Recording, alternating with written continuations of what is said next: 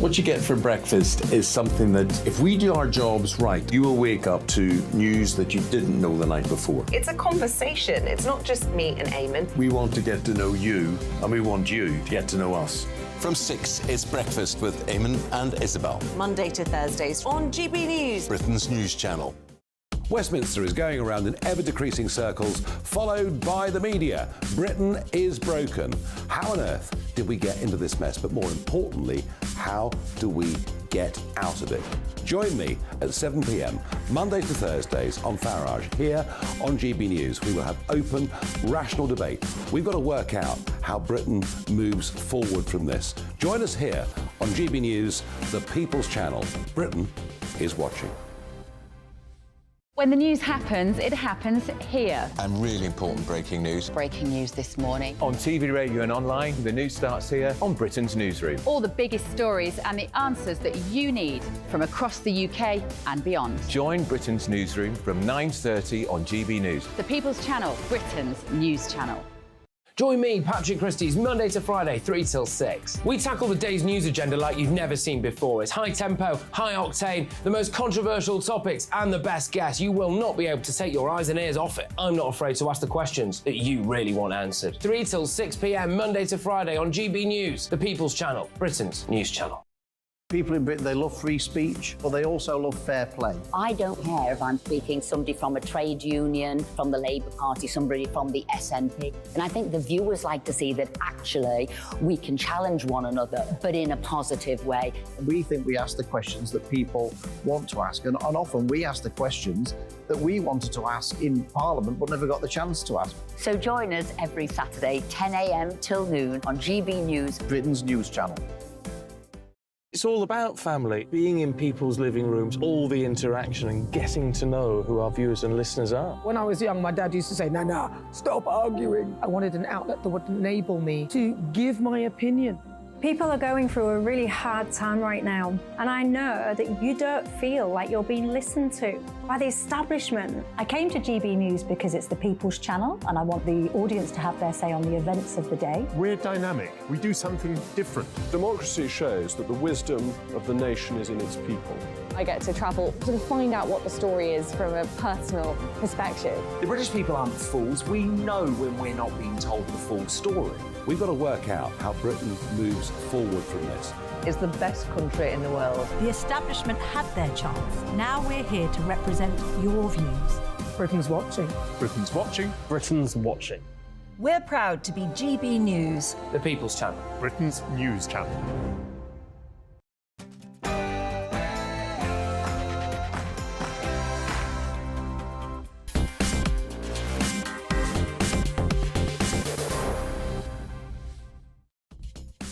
Good evening. The BBC makes a very rare public apology, and it makes it to me. I'll tell you in a moment how pleased I am. And as we start to discuss green taxes and the impact they're having on low-income families, the SNP decides to go in completely the opposite direction and to ban gas boilers completely. What will that do to those on low incomes who want to sell a house? And Michael Gove is planning for more housing in our city centres. I think that might be a rather good idea. But first, let's get the news with Polly Middlehurst.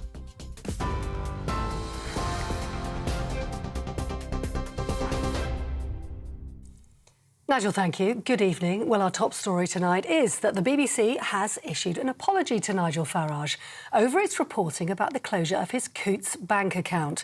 The BBC's business editor, Simon Jack, says the broadcaster's information came from a trusted and senior source. But it turned out to be incomplete and inaccurate, he says.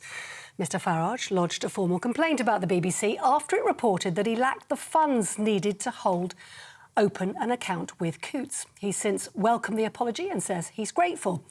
Conservative MP and GB News presenter Jacob Rees-Mogg reacted in the last hour and said there are questions to answer. Why is it that the BBC is always a few days late? The BBC really ought to have given this apology when it first emerged that they'd been sold a pup by a, quote, source, unquote, at NatWest, and they should have corrected it immediately. But this is characteristic of the torpor with which the BBC operates. If Dame Alison has broken this, she must go, and therefore she must answer the question, was she the source for the BBC? Well, turning our attentions now to Greece, where the tour operator TUI has cancelled all outbound flights to Rhodes up to and including Friday as wildfires continue to spread rapidly right across the island. Nearly 1,500 tourists have been flown home in the biggest evacuation of its kind as the fires burn there for a 6th day running. Jet2 and TUI both announcing 4 repatriation flights today. EasyJet and TUI have another planned for tomorrow. Well, the Foreign Office says that between 7,000 and 10,000 Britons are currently on the island. Michael Gove has announced plans to create more homes in the UK's main cities by, he says, relaxing planning rules and cutting red tape. The Housing Secretary says he wants to make it easier to convert empty shops into new flats, for example, and extend existing homes. The plans will include creating an urban quarter in Cambridge, plans which were immediately dismissed by the local Conservative MP Anthony Brown as nonsense. And lastly, Britain's first million-pound footballer, Trevor Francis, has died at the age of 69 after a heart attack. He joined Nottingham Forest Football Club in 1979, helping them to win back-to-back European Cups. He also scored the winning goal against Malmo. He played 52 times for his country before taking to management, where he guided Sheffield Wednesday and Birmingham to major finals. You're up to date on TV, online, DAB+ radio and the TuneIn app. This is GB News, Britain's news channel.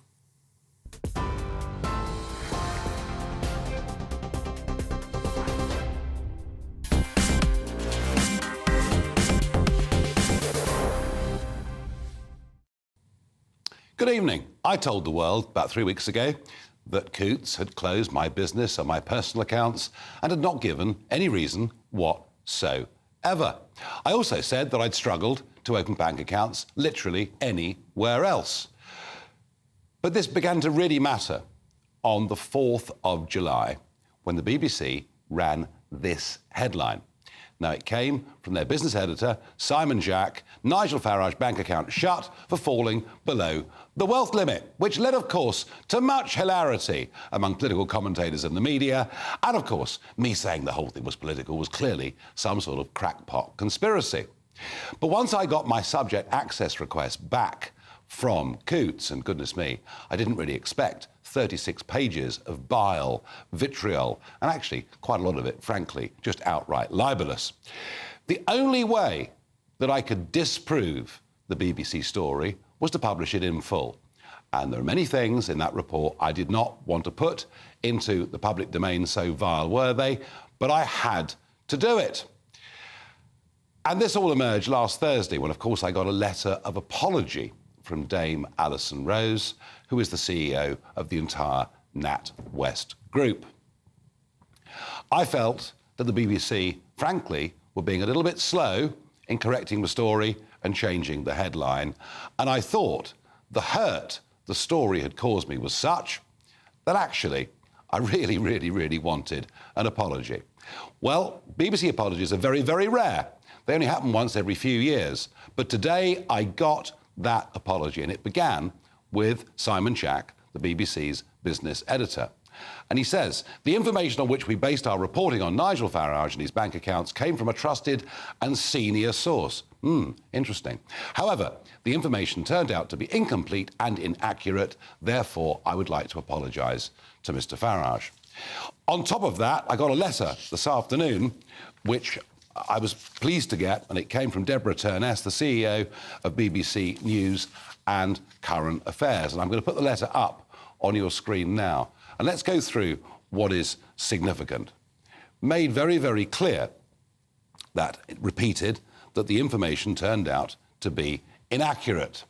And at the bottom of that paragraph, she says, I would therefore like to apologise to you on behalf of BBC News. Thank you. Thank you. Thank you, Simon Jack. Thank you, Deborah Turness. I know some will say it took too long, but thank you. A fulsome apology from the BBC is not something that happens very often. I'm delighted to get it. But when we go into the detail of this letter, it's really, really interesting because, again, she repeats that a senior and trusted source had put this information out. But what was really interesting, and what I learned from this letter was that she says, we went back to the source to check they were happy for us to publish the information. They said that they were. Now, the BBC have apologised. They are now out of it, which points the finger back to Coutts and the NatWest Banking Group. Extraordinary. Howard Davis is the chairperson, as he calls himself. Well, he would, wouldn't he?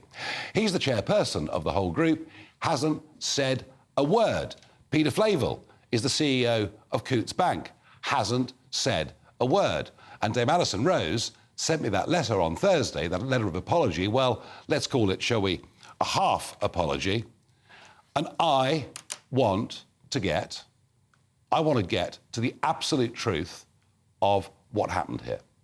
How can it be right? And it doesn't matter whether it's me or anybody else. How can it be right that my banking status and the amount of money I may or may not have in my personal and business accounts are being discussed with the business editor of the BBC and then disseminated to a wider world? How can that be ethical? How can that be legal? How can that be moral?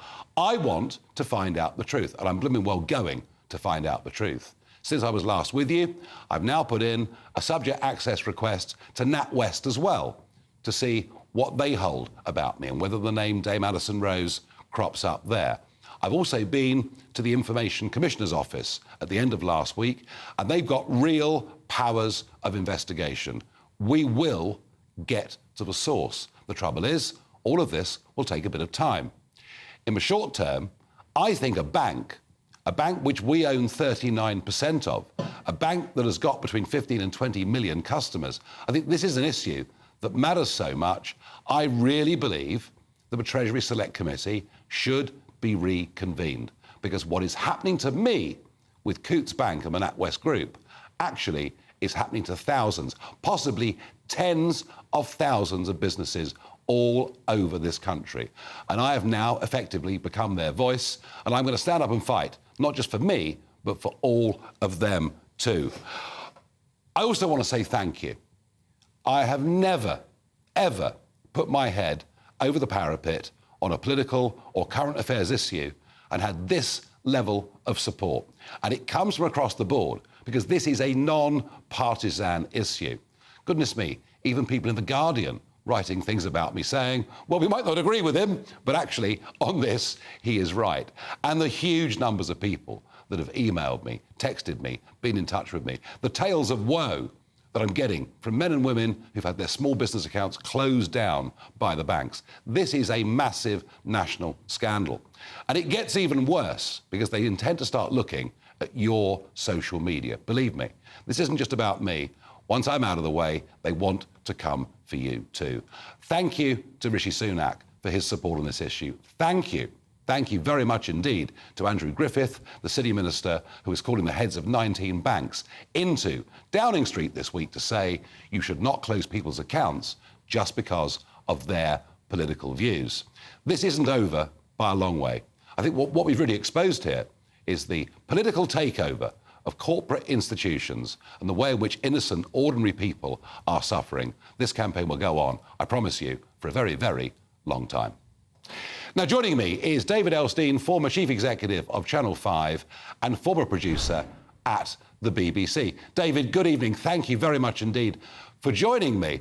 There are some critics would say the BBC should have acted last Thursday, and I have to say, when I wrote the letter to Tim Davie on Saturday, I was beginning to get a bit frustrated.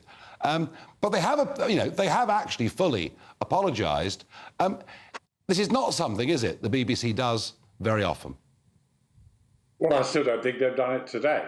I know you were very gracious in accepting the apology when you were on the PM programme this afternoon, but reading Debbie's letter, and Debbie Turness is a serious person and a strong executive, and it's interesting that your complaint to Tim Davie was answered by her as Chief Executive of BBC News.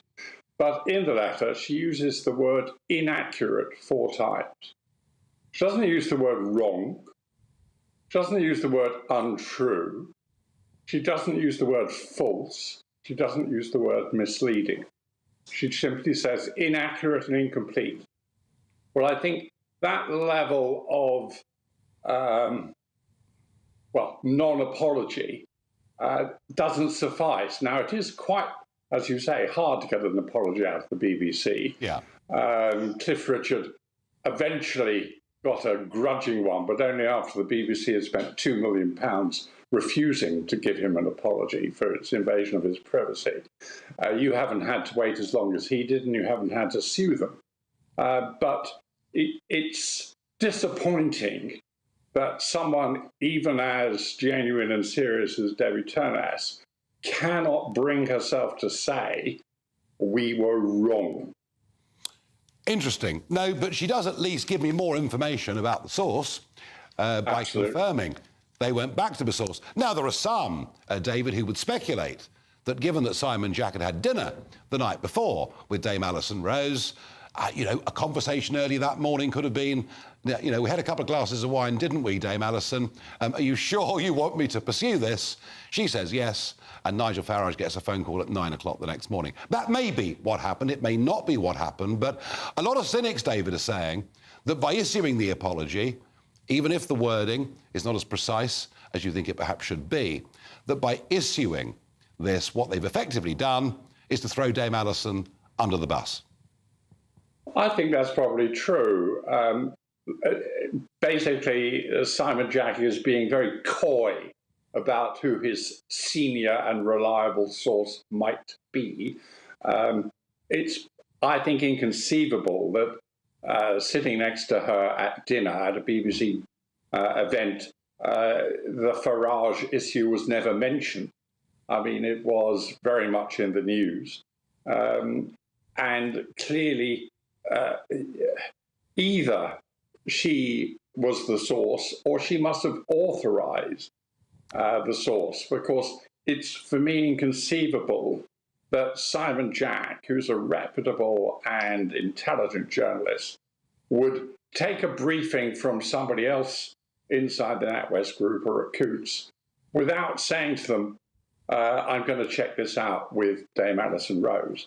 So if she's not in the chain, I would be really, really surprised. And I think the pressure that Jacob Rees-Mogg was applying continues to be relevant. And as you say, the BBC has passed the buck back to NatWest, and they're going to have to come up with the answer. Absolutely, David Osteen, thank you very much indeed for joining me this evening on GB News. Well, that was interesting. I want to promise you, I will get to the absolute truth. I'm going to get to the absolute truth. Now a story that should worry all of us.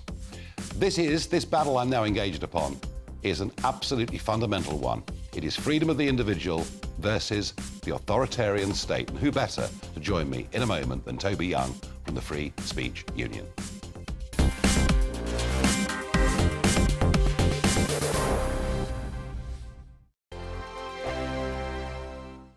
What you get for breakfast is something that, if we do our jobs right, you will wake up to news that you didn't know the night before. It's a conversation. It's not just me and Eamon. We want to get to know you, and we want you to get to know us. From 6, it's Breakfast with Eamon and Isabel. Monday to Thursdays on GB News, Britain's news channel. Westminster is going around in ever-decreasing circles, followed by the media. Britain is broken. How on earth did we get into this mess? But more importantly, how do we get out of it? Join me at 7 p.m, Mondays to Thursdays on Farage, here on GB News. We will have open, rational debate. We've got to work out how Britain moves forward from this. Join us here on GB News, the People's Channel. Britain is watching. When the news happens, it happens here. And really important breaking news. Breaking news this morning. On TV, radio and online, the news starts here on Britain's Newsroom. All the biggest stories and the answers that you need from across the UK and beyond. Join Britain's Newsroom from 9:30 on GB News. The People's Channel, Britain's news channel. Join me, Patrick Christie's Monday to Friday, 3 till 6. We tackle the day's news agenda like you've never seen before. It's high tempo, high octane, the most controversial topics and the best guests. You will not be able to take your eyes and ears off it. I'm not afraid to ask the questions that you really want answered. 3 till 6 p.m. Monday to Friday on GB News, the People's Channel, Britain's news channel. People in Britain, they love free speech, but they also love fair play. I don't care if I'm speaking somebody from a trade union, from the Labour Party, somebody from the SNP. And I think the viewers like to see that actually we can challenge one another, but in a positive way. We think we ask the questions that people want to ask, and often we ask the questions that we wanted to ask in Parliament but never got the chance to ask. So join us every Saturday, 10 a.m. till noon on GB News, Britain's news channel. It's all about family, being in people's living rooms, all the interaction and getting to know who our viewers and listeners are. When I was young, my dad used to say, Nana, stop arguing. I wanted an outlet that would enable me to give my opinion. People are going through a really hard time right now, and I know that you don't feel like you're being listened to by the establishment. I came to GB News because it's the People's Channel, and I want the audience to have their say on the events of the day. We're dynamic. We do something different. Democracy shows that the wisdom of the nation is in its people. I get to travel to find out what the story is from a personal perspective. The British people aren't fools. We know when we're not being told the full story. We've got to work out how Britain moves forward from this. It's the best country in the world. The establishment had their chance. Now we're here to represent your views. Britain's watching. Britain's watching. Britain's watching.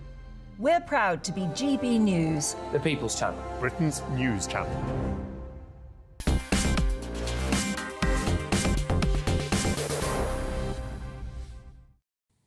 I said from the very start, if they can do it to me, they can absolutely do it to you. I'm joined by Toby Young, General Secretary of the Free Speech Union, and somebody who was debanked by PayPal not all that long ago, but you managed to win that battle. Toby, my case, they've been monitoring on a monthly basis my social media. I don't align with the bank's values. Funny, I've had some emails over the weekend from people resigning from the bank, saying to the bank, you don't align with my values, which I've enjoyed. I know for a fact that staff that work for all of these banks now have their social media monitored. I've got a couple of cases of people being brought before disciplinary committees for what they've said online. But now we understand that the 4 major banks in Britain, written into the small print, into the detail, is that they have the ability to monitor our social media. And with AI and the march of technology, we're not very far away from every one of NatWest customers and every other banks being monitored on social media. How seriously do you take this? I take it pretty seriously. I think it's a big story. The 4 major high street banks, HSBC, Lloyds, Barclays, and of course NatWest, which owns Coutts, all say, not in their terms and conditions, but in the small print of their privacy policies, that they reserve the right to monitor people's social media accounts. They don't say why, and they don't explicitly admit it's to with a view to debanking them if they express any unorthodox or heterodox political views. But that's the strong implication, and we know that banks have been doing that, not least in your case and in my case. So I do take it very seriously. One of the things the Free Speech Union does is we advise our members not only to make sure their privacy settings are set to quite a high standard, so not everyone can access their social media accounts, but also to install apps that automatically delete their social media posts after a week, a fortnight or so. Yeah. So offence archaeologists can't go back over a number of years to try and find things to be offended by. And is that, I mean, I certainly WhatsApp has got that. Do all the social media apps have that? Yeah, I think you can find apps which you can install which will delete old posts, and you can set the timeline. That's good advice. Otherwise, we've got to say to people, don't say what you think. And that would be the last thing that we want to do. I mean, Toby, I begin to think that debanking, making you a non-person, in the wrong hands, this is potentially the ultimate tool of repression. It really is. I mean, it's, as I think we discussed when I was last on your show, it's the emergence of a Chinese-style social credit system in Britain. And what that means is, I mean, in communist China, if you say something that offends the ruling party, you can lose access to your bank accounts. And, you know, in an increasingly cashless society, that's a very powerful tool of censorship. It's a brutal and effective tool. If you can't buy groceries, if you can't pay your rent, if you can't get another bank account, if you're debanked by NatWest, then you really are stymied. So it has an enormously chilling effect on free speech. So it's really deeply worrying. And when the Free Speech Union were debanked by PayPal back in September of last year, we immediately approached the government, Andrew Griffith, who you rightly praised earlier. He's doing a good job, isn't he? He's doing a good job, yeah. We told him what had happened to us. He said, the best thing you can do is to submit evidence to the Treasury demonstrating how widespread this is. We had plenty of cases, people we were looking after it had happened. It hadn't just happened to us. So we submitted reams of evidence to the Treasury, and it was partly because of that that now the government is changing the payment regulations to make it harder for banks to debank people. It won't make it impossible. I mean, what it said is you have to disclose why you're debanking people, and you're not supposed to discriminate against people for their perfectly lawful political beliefs. Yes. But the banks, of course, won't always honestly disclose why they've debanked people, as you found out in your own case, which is why, Although what I have learned, you know, if I'd sat here with you 2 months ago and we talked about subject access requests, I wouldn't have had the foggiest idea of what they were. And I now realise it's a powerful tool. Yeah, on the Free Speech Union's website, we've just created some FAQs about what to do if you're debanked, including how to submit an SAR request and a template SAR letter that people can copy and paste and send to their banks if they're debanked. No, well, that's very, very important. I mean, trouble is, though, isn't it? We've all signed up to this privacy policy. So we've given them automatically the right to monitor our social media accounts, which they can do very easily using keywords. Yeah. How do we turn this back?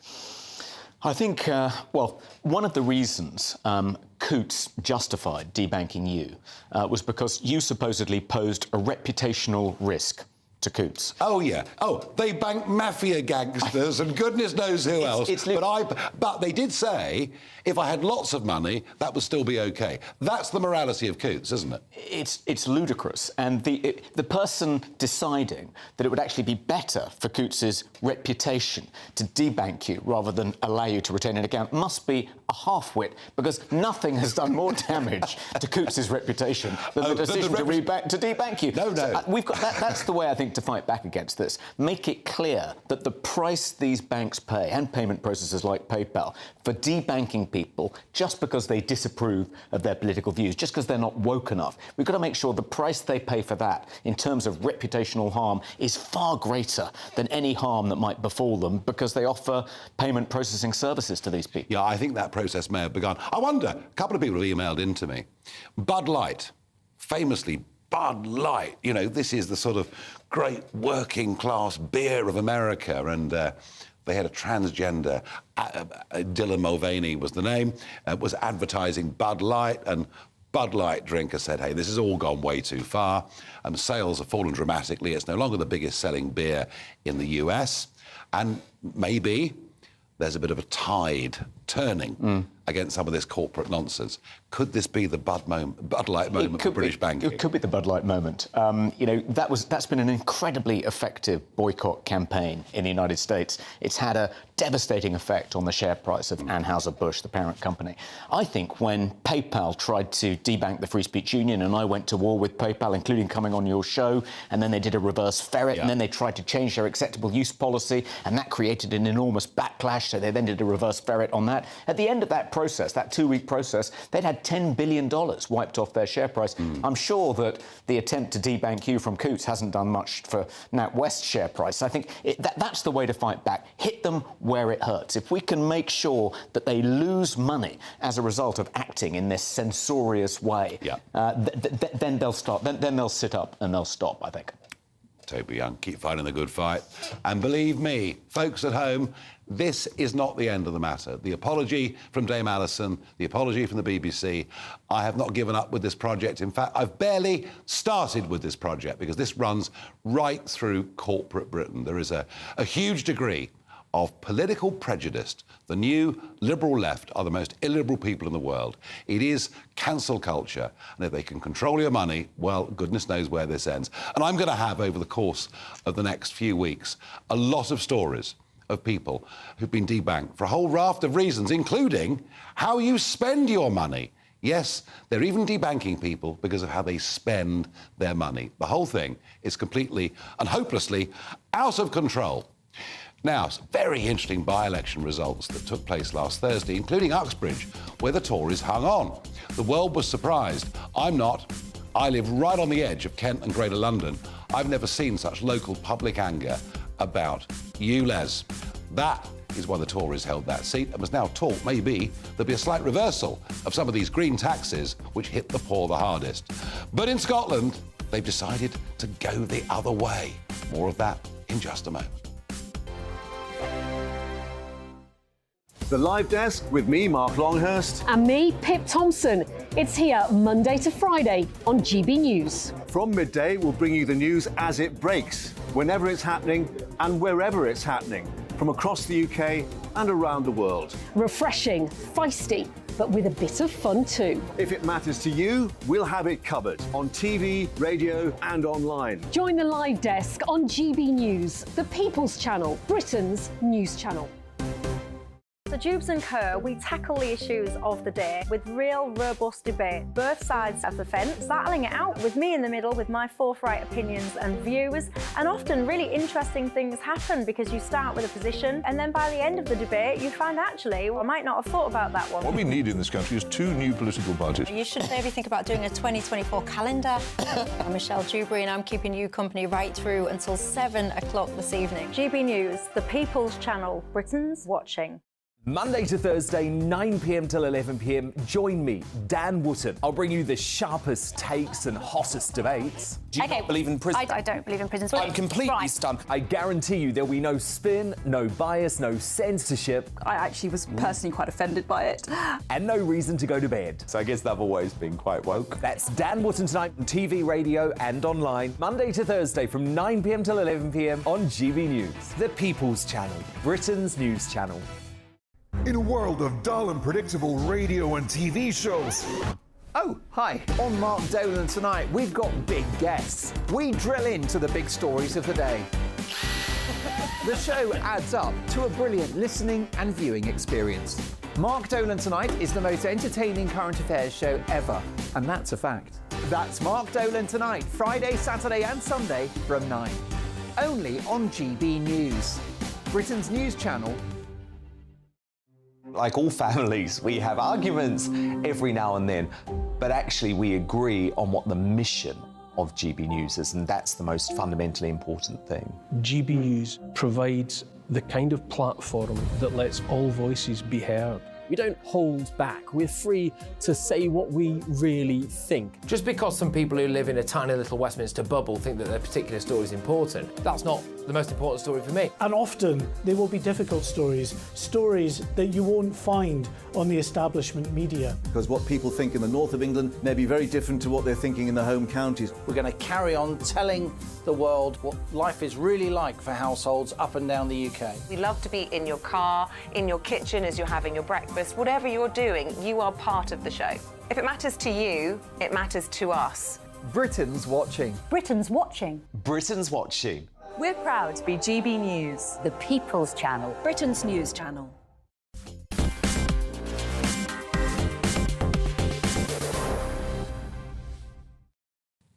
The anger about the ULEZ extension, it's real. Well, one man that knows more about it than most is Ross Clark, freelance journalist, author of Not Zero. And Ross, you appear, I think, in more newspapers these days than almost anybody on this subject. I've never seen local anger as great around here. So Mayor Khan says that only 1 in 10 motor vehicles will be affected by the £12.50 daily ULEZ charge. But I think that's because he's looked at cars across the whole of London and not out of London. Is that right? Well, it may well be of course, it will be higher in certain parts of London, poorer parts of London. But the point is, that 1 in 10, that 1/10 of cars, they're the cars that are owned by the poorest people, the motorists who are struggling, your nurse who needs a car to go on night shift and can't use public transport. That could be 25 quid, couldn't it? Well, exactly. If you're going one day and then home the next day, it'll be 25 quid. It works out nearly 3,000 quid a year. That's an incredible tax. And you got sort of Ed Miliband saying the other day, said, Labour's green policy is about showing that, cutting the cost of living and being green are two sides of the same coin. Well, perhaps he'd like to explain how it helps with the cost of living, suddenly hitting people with a £12.50 daily charge just for driving to work. Well, I think those figures are wrong because there aren't many old bangers in Islington or in Hampstead or in Clapham or in Fulham. The older cars and the older vans are on the edges. I would reckon out where I am, it's probably 3 out of 10, not 1 out of 10. But, we'll see how... But you're right, it impacts on the poorest. Now, there's a court case being fought. There are 5 Conservative councils on the outer edge of London fighting a legal action.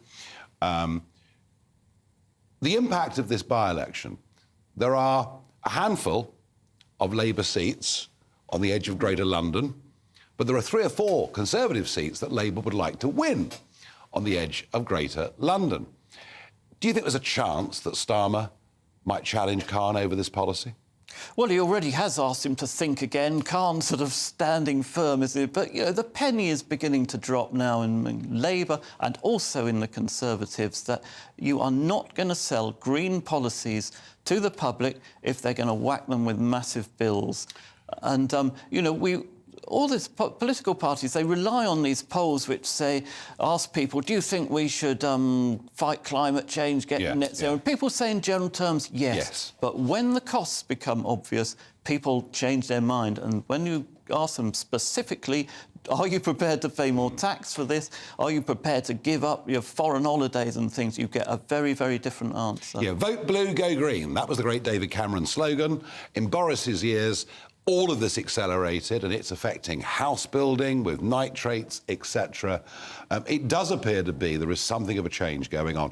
But as ever, the SNP government, or should I say the SNP Green Coalition government in Scotland, have decided, whilst we're having a rethink, they're going the other way. Tell us the plans. Yeah, well, this is a statement by Patrick Harvey, who's actually the Greens co-leader of the Greens, and he's the net zero buildings minister, I think is his title. But he's proposed, he said, from, 2025, suggesting you won't be allowed to sell your house in Scotland unless it gets up to a C rating on an energy performance certificate. But he also wants to tweak the ratings in the energy performance certificate to make it virtually impossible to get to grade C unless you have some kind of green heating system. So you've got a gas boiler, an oil boiler, you wouldn't be able to get to grade C, you wouldn't be able to sell your house. Now, that's 85% of Scottish homes. So you'd be banned. Which would suddenly become unsaleable. So you wouldn't be allowed to sell your house? Yeah, well, just think of it. Say you own an old house, and you're a bit hard up, and you think, well, I better downsize, I better, I want to buy a more energy-efficient home. But you say you wouldn't even be allowed to do that because you wouldn't be able to sell your existing house until you'd spent at least £10,000 They would make fitting it. A green they would toilet. make it against the law to sell a property. Yeah, but didn't have a heat pump. Exactly, it's a completely. It can't be silly. true. But we shouldn't be smug it can't about be this. true. We should not be smug about this south of the border because the Climate Change Committee, which advises the government in Westminster, they want the same thing to happen from Britain from 2028. If you don't get grade C in your energy performance certificate, you'll be banned from selling your house. Trouble is, Ross, people are looking at what's happening on the island of Rhodes, they're looking at these fires, they're looking at... And, the hottest temperatures in the Mediterranean area since 1977.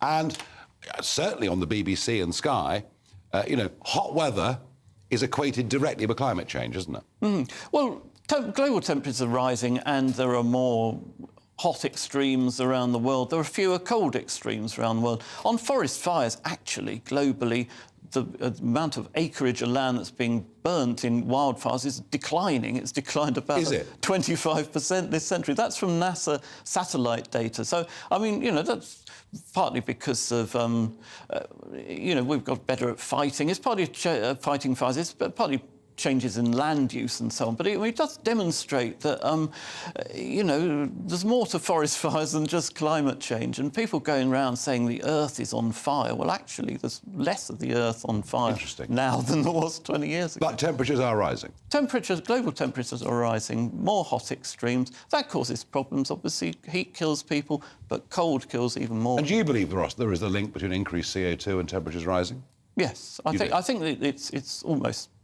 I think we can't absolutely prove it. So the argument then is not that. You're not a denier, as it were. The argument is what we're doing in the name of tackling it. Yeah, I accept that global temperatures are rising, but, you know, and there are risks from climate change. We have to balance those risks against the risk from ruining your economy, impoverishing people. Because if you're going to impoverish people, you're going to kill more people that way than you will through excessive temperatures. Final thought on Scotland. Scottish National Party... You know, dramatic rise in their vote that happened sort of between 10 and 15 years ago, particularly under Alex Salmond, and then that carried on for years with Nicola Sturgeon. And with Salmond, it was a three-letter word that he repeated again and again and again. Oil. Oil. It's our oil. We can be independent, and with oil priced at $111 a barrel, which was the number they used, Scotland can cope, Scotland can pay for everything. Now, there was a huge dispute over which parts of the North Sea oil actually and gas fields were in English waters and not... He thought the lot was Scottish, but by the by, that was the whole economic basis of the SNP message. What is it now? You tell me. I don't think... But, yeah... They've turned their backs on oil, haven't they? Alex Salmond was an oil economist. You know, he knew what he was talking about in terms of oil prices. But as soon as we had that referendum in 2014, about, you know, a month later, oil prices crashed. That itself took... You know, the Scottish, the case for Scottish independence, it ruined it. But now, you know, the SNP trying to oppose any kind of new oil exploration, exploitation in the North Sea, well, that completely destroys that But it's OK. case. It's OK, because their Miliband has told us there's a green energy revolution coming. Jobs, wealth. Isn't there just? I think they've got a big problem. Well, there's another problem with trying to heat all homes in Scotland with electricity. There's great hold-ups in the grid. You know, there were sort of new wind farms in the north of Scotland. They can't sort of connect to the grid because the capacity is not there. So if everybody did as Patrick Harvey wanted to do and turned to an electric heating system tomorrow, the national grid wouldn't be able to cope.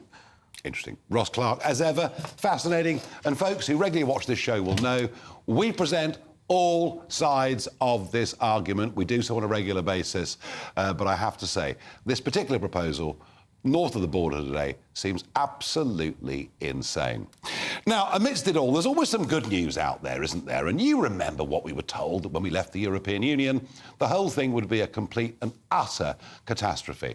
And whilst I am deeply frustrated that we have not taken many more of the potential benefits from Brexit, as we should have done, actually, people adapt, people adjust. So it's good to see that UK manufacturing exports to the EU have actually risen despite Brexit.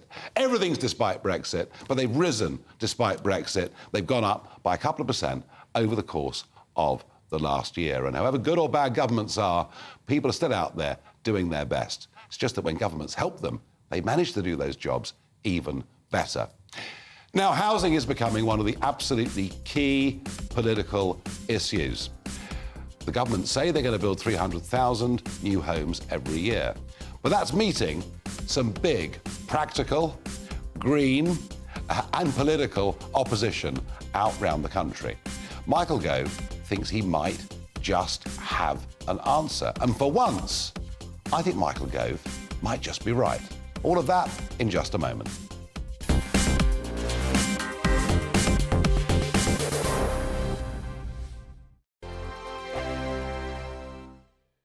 Monday to Thursday nights on GB News. At 6, it's Dubes & Co. 7 o'clock, Farage. At 8, join Jacob Rees-Mogg. And at 9, Dan Wootton Tonight, followed by headliners on TV, radio and online. This is GB News. Now then, Lee Anderson here. Join me on GB News on my new show, The Real World, every Friday at 7 p.m, where real people get to meet those in power and hold them to account.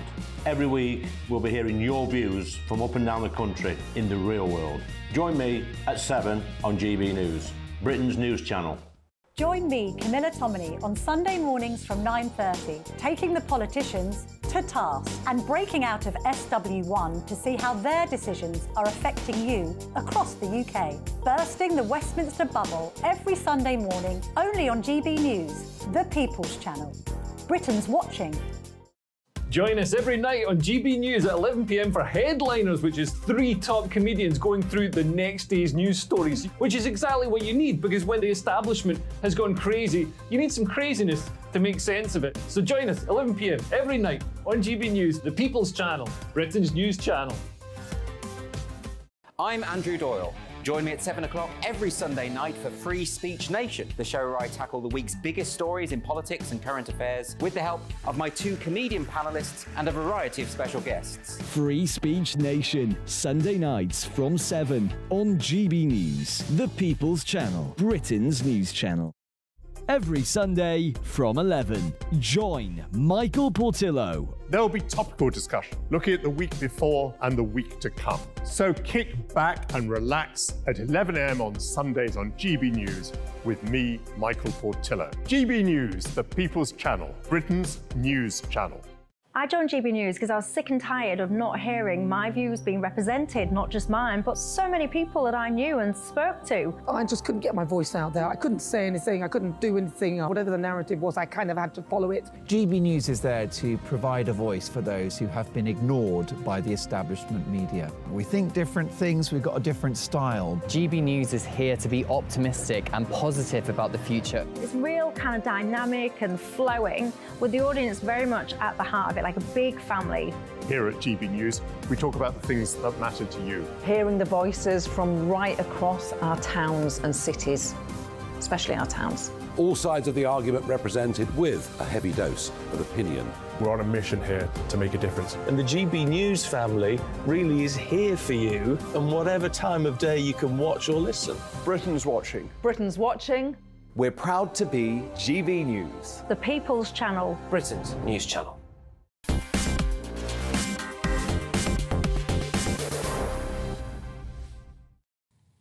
Housing really matters. Well, of course it does. It always matters, but at a time of an absolutely rocketing population, it matters even more. Now, I'm not going to go into the numbers of net migration to Britain, but we all know we need to build a new dwelling every 3 or 4 minutes in this country just to cope with the number of people coming into Britain. The government have set a very, very clear target, which is we'll be building 300,000 new houses every year by the mid-2020s. The mid-2020s pretty much coinciding with the date of the next general election, and yet they've not been getting anywhere near that target. And the problem they have is they want to build more homes out round the country, and members of Parliament say this is the wrong place to build. Arguments get made about Greenbelt. Arguments get made about urban sprawl. Local planning and local democracy become a real obstacle and a real barrier. And then you've got the environmental aspects of this. I was talking to somebody the other day, a small developer down in Hampshire, and he's part of what's considered to be the basin for the Test River. And it is a beautiful and very important chalk stream. But he is having to spend fortunes on making sure that nothing he does will leach nitrates out of the soils, that it's going to put the cost of each apartment up by £25,000. Everywhere the government turns, it finds it more and more difficult to meet these housing targets. And yet, I remember a few years ago, I was in Rotherham. I was campaigning in Rotherham in the wake of that terrible scandal that had happened up there.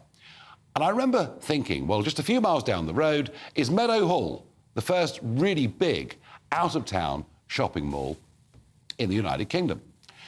And here was the high street in Rotherham, and shops were empty, shops were boarded up, shops have become charity shops for obvious rate and tax reasons.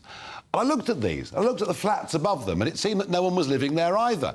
And I began to think over the course of the last few years, well, maybe if there is this fundamental change in the way we shop, maybe city centres could become somewhere we live. Well, one man who's been on this case for some time is Mark Homer, co-founder and director of Progressive Property.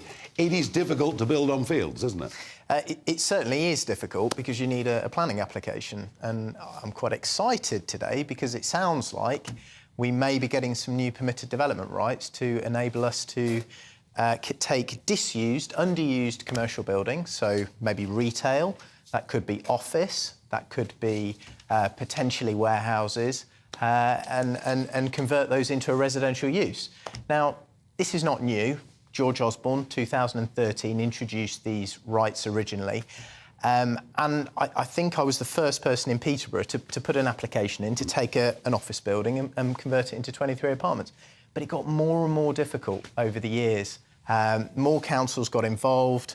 There was more sort of consultees. They were deciding about sort of road safety and contamination, and there were various other things around sizing which caused an issue. So I'm hoping that this is a new renaissance, and you know. Yeah, and if city centres, if that culture of going out for the day to the shops is dying because we prefer to go to Blue Water or we prefer to buy online, it kind of makes sense to live in city centres now, doesn't it? And I'm kind of thinking, Mark, if we do that, a new kind of shop will grow up because you'll get convenience stores, pharmacies, that kind of thing. I mean, Michael Gove has argued here for a gentle densification of our inner cities. And I think compared to our neighbours, we're actually, even London, we're very low level, aren't we? We certainly are. We took the old Marks and Spencers in the centre of Peterborough about 4 or 5 years ago. The ground floor, put a supermarket in there, no problem, but the 2 floors above, completely vacant. So no use for it. We added 3 floors, put 100 flats above, and now it's back into use. Yes, it works for a sort of supermarket. Opposite, we took a Poundland. Whole building was all sort of in use previously. Now there's a college in there. The rents have halved on the high street where we are. Yeah. So all of these uses suddenly start to work. We've got an estate agency in one, whereas they could never have afforded the rent before. And on the other side, we're looking at sort of service sector. It's interesting, isn't it? Because as I said earlier, whenever you want to build in any rural or semi-rural constituency, there are violent objections. The arguments get made, you put another couple of 100 houses here, there's not an extra GP, there's no more extra space in the schools, and very often that's true. I mean, very often it really is true. When it comes to developing in the inner cities, do we get the same level of objection? I don't think we do. Certainly when we put an application in, and often we are putting full applications in because the type of buildings we're converting are not sort of deemed you can't use the permitted development rights. You don't see the same level of objections at all. In fact, often I'll get 3 or 4 objections to a scheme like that. Whereas if we're doing a new build development, you're on maybe a greenfield site, and certainly within residential areas where you've not got other commercial residents around, way more objections. So it's definitely the way to go. They just need to resource the councils and make sure these permitted development applications actually are strictly dealt with in that way, and they don't find other reasons to refuse. Well, on other reasons to refuse, so many builders are saying that the current green targets, the classifications for houses, are making it harder and harder and harder. Those problems will apply in the inner city too, won't they? They absolutely will. You'll need to meet, the SAP calculations, there are EPCs. Yeah. Gas boilers are banned on new build now anyway, so you're into electric, and we've been having to do that for a number of years. Which puts the price of the property up. Absolutely, along with the insulation, along with the, all the sort of noise defences that we Which in theory are all good ideas. They are good In ideas, but of course, if it's done to the extent that it makes the development unaffordable and therefore the developer can't sell it, well, they won't build it in the first place, or they won't convert it in the first place. So there's a balance here. Local people don't get new units, or if they do, they're very, very expensive. So, where does the balance sit? Do you think there's any chance of the government reaching 300,000 new builds a year by the time of the next general election? Well, 2010, since 2010, the government say that there have been 2.2 million homes delivered. OK, so that's about 170,000 per annum. Yeah. Need 300,000, and we've got, what, a year, 18 months before the next election? And they've got to introduce all of these new permitted development rights. We haven't got all the devil is in the detail, and we haven't seen it all. And they say they're going to resource these planning departments and introduce all this stuff. This always takes time, and once the detail comes out, I guess there's got to be a new general permitted development order. That will need to be introduced, and then developers have got to feel like this thing is real, and they can actually, they've got some certainty and can start buying, sites. So there's no way, it's too late. There's no way this is going to happen before the next general election. No. But overall, you're excited with the change of language? I'm really excited, and I want to be excited, and I ideally want this to happen. Well, Mark Homer, we'll see where we go. Thank you for joining us again here on GB News. Now, I must admit, I had been looking forward to the weekend, although the weekend rather disappeared, dealing with emails, press phone calls, and you name it. But I did have the radio on the whole time because I've been an avid listener to Test Match Special for all of my life since I was really rather small. And it seemed to me that the Ashes, the cricket, was really beginning to capture the public's imagination. We've got a new style of English cricket, a swashbuckling captain. And this game we dominated. I thought, this is fantastic. The series is going to be levelled at 2-2 with just the Oval to go next week. And guess what? Guess what? And it seems to happen to the west of the Pennines, up there in Lancashire quite a lot. It rained and destroyed it. And I reckon one man who would have been as disappointed as I was is a fella sitting on my left, great cricket fan, Jacob Rees-Mogg. Jacob, I know. But to be fair, from an English point of view, there have been occasions when we've hoped it would rain for a couple of days to get us out of a hole. But not this time. But not this time. I know. It was bitterly disappointing, and I kept on checking on the radio, on the television, to see if they were coming back out all of Sunday, and absolutely nothing. Very, very disappointing. Very, very disappointing. But they've done so well. Oh, it's been... entertainment value has been fantastic. People are interested in cricket again. People are talking about it, and that's really exciting. Like 2005, when suddenly everyone was talking about the Ashes. And well, I felt this was going to be even bigger, but it hasn't quite worked out that way. Now, Jacob, you have been speaking up on my banking issue. I have. Well, I think the position of the Chief Executive of NatWest is really difficult because the BBC apology, it seems to me, points the finger at her without breaking journalistic principles, a senior and credible source. They've thrown her under the bus. She must deny it or resign. Privacy in banking and privacy from your doctor. I don't believe in privacy laws. Certainly not for public figures. I don't think we should be protected by them. But you are entitled to privacy by people with whom you have a specific commercial relationship. And your banker and doctor must be two of them. And if she has broken that code, she is not fit to run a bank. But we could find out within a few minutes by the Treasury Select Committee coming out of recess, and within the first few minutes we'd know the answer to that question. You could put a further subject data access request on her personally, because if it's on her telephone, she has to reveal it. And if she's listening now, if she deletes anything from her telephone over the last few weeks, that would be an offence. I'm on the case. I'm on the case.